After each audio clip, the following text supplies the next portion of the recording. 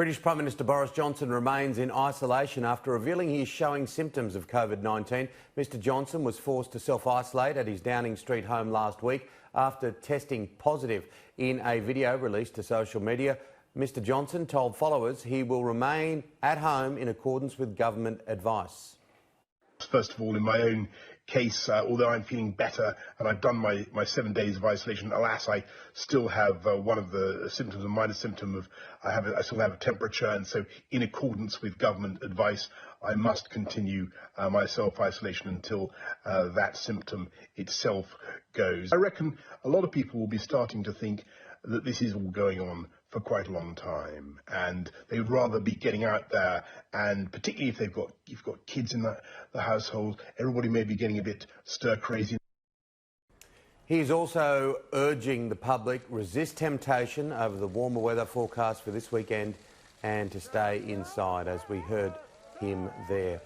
Another 684 people have died in the United Kingdom after contracting coronavirus. Among them are 2 frontline NHS workers. The total number of deaths stands at 3,605.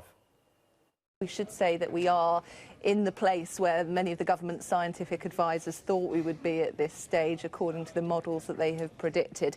Let's just look at the UK figures now to start with, shall we?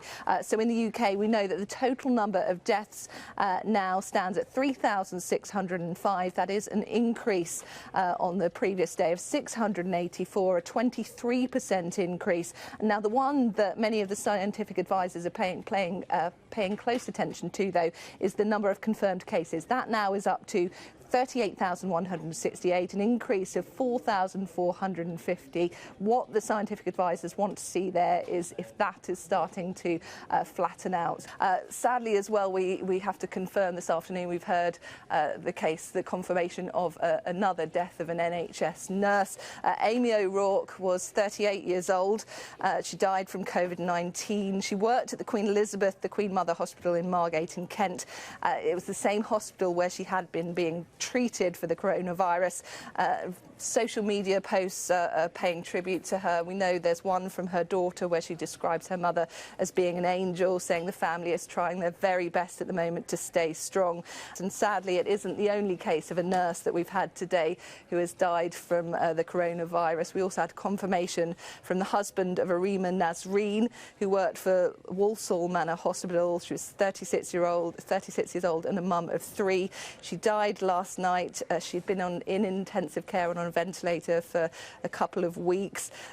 She was diagnosed with COVID-19 a couple of weeks ago and being treated at the same hospital where she worked.